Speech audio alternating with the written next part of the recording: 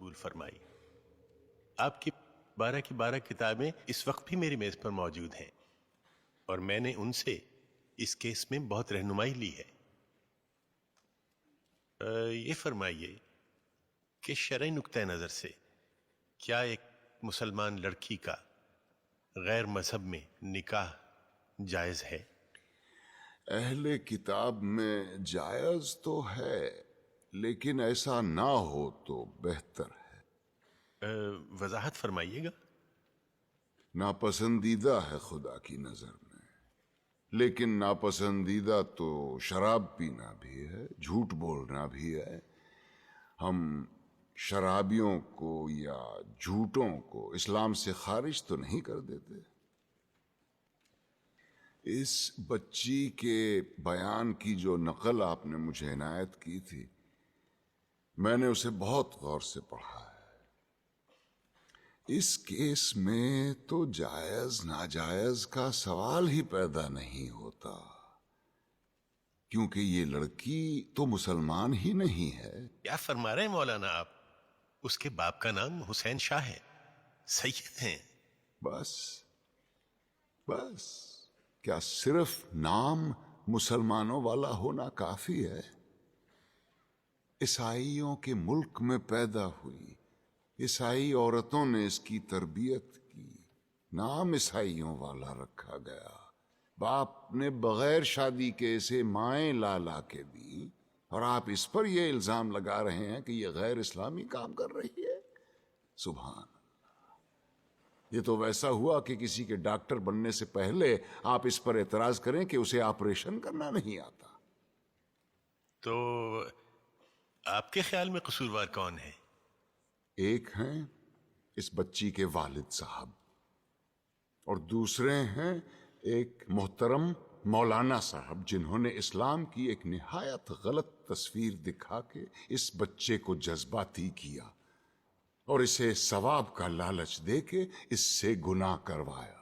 گویا آپ یہ کہہ رہے ہیں کہ ایک باپ اپنی بیٹی کی شادی اپنی مرضی سے نہیں کر سکتا؟ صرف اپنی مرضی سے ہرگز نہیں۔ اور اسلام ایک لڑکی کو اپنی مرضی سے شادی کرنے کی اجازت دیتا ہے؟ اجازت؟ حق ہے اس کا، پیدائشی حق۔ حدیث کی کتاب کھول کے دیکھیے، ناسائی والیوم 2 چیپٹر کتاب النکاح ورق نمبر 403۔ نبی کریم صلی اللہ علیہ وسلم کے پاس ایک عورت آئی، کہنے لگی یا رسول اللہ، میرے والد نے مجھ سے پوچھے بغیر میری شادی کرا دی تھی، مجھے اپنا خاوند پسند نہیں ہے، میں کیا کروں؟ ایک لمحے کا توقف کیے بغیر آپ نے فرمایا میں ابھی تمہارا نکاح ختم کیے دیتا ہوں۔ وہ بولی بس رسول اللہ، مجھے طلاق نہیں چاہیے، میں صرف اپنا حق معلوم کرنا چاہتی تھی۔ حدیث کی دوسری کتاب کھولیے، بخاری شریف والیوم 3 چیپٹر کتاب النکاح ورق نمبر 94۔ خنسا بنت خزام کہتی ہیں میرے والد نے مجھ سے پوچھے بغیر میری شادی کرا دی تھی، مجھے خاوند پسند نہیں تھا، میں رسول اللہ کے پاس گئی، انہوں نے فوراً وہ نکاح منسوخ کروا دیا۔ لیکن مولانا آپ یہ کیوں اپریشیٹ نہیں کر رہے ہیں کہ حسین شاہ نے کس مقصد کے تحت اپنی بیٹی کی شادی کی تھی؟ اور مولانا طاہری نے تو سرمد کو، جو کہ ایک ناچنے گانے والا، جینز پہننے والا مغرب زدہ نوجوان تھا، اسے اسلامی حلیے میں ڈھال کر ایک عاشق رسول بنا دیا۔ حلیہ؟ اسلامی حلیہ اور گانا بجانا یعنی موسیقی، دونوں بہت اہم موضوع چھیڑ دیے ہیں آپ نے۔ پہلے آئیے موسیقی کی طرف۔ دلائل کا ایک انبار ہے میرے پاس موسیقی کے حق میں، لیکن میں صرف ایک دلیل دینا چاہتا ہوں جس کے بعد دوسری کوئی دلیل ہو ہی نہیں سکتی۔ آپ یہ بتائیے کہ آج تک دنیا میں پیغمبر کتنے اتارے گئے؟ جی 1,24,000۔ اور ان 1,24,000 میں سے کتابیں کتنوں پہ نازل ہوئیں؟ جی صرف 4 پر۔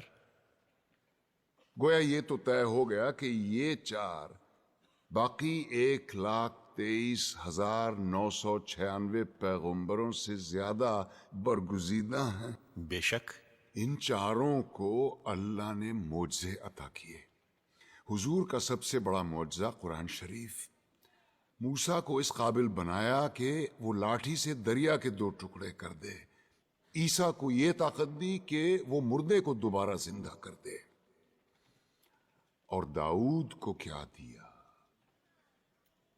मौसीकी, ऐसी सुरीली आवाज और रागों और साजों पर इतना उबूर के सुर लगाएं तो पहाड़ साथ गाने लगे।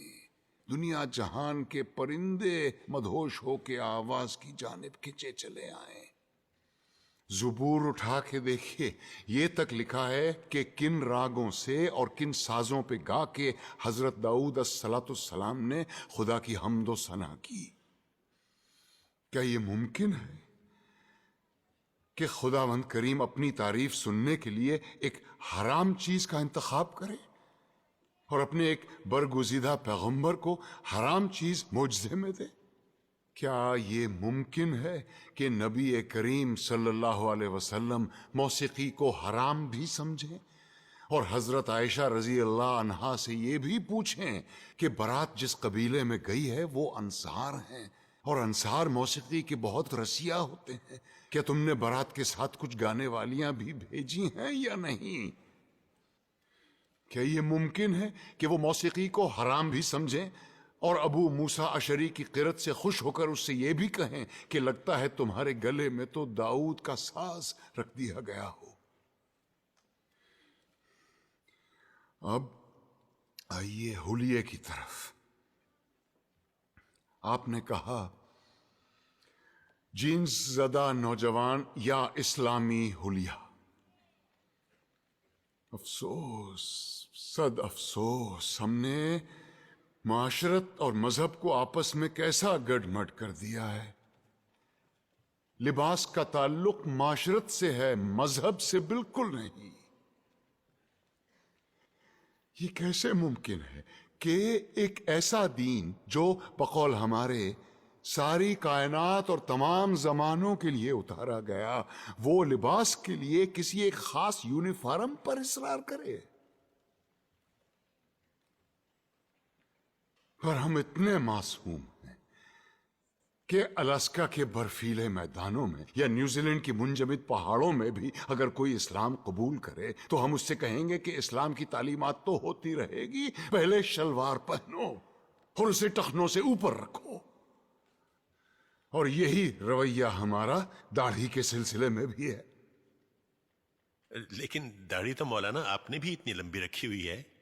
अल्हम्दुलिल्लाह, मगर अपनी मर्जी से रखी है। दीन ने फर्ज नहीं की मुझ पे। दीन में दाढ़ी है, दाढ़ी में दीन नहीं। सुन्नत मुअक्कदा है, रसूल अल्लाह की थी। जो आशिक रसूल है वो ही दाढ़ी रखते हैं। बिल्कुल दुरुस्त फरमाया आपने, लेकिन दाढ़ी इश्क का आगाज नहीं, इंतहा है बेटे। इश्क जब इंतहा को छूता है तो आशिक का जी चाहता है कि वो भी दिखने में अपने महबूब जैसा बन जाए।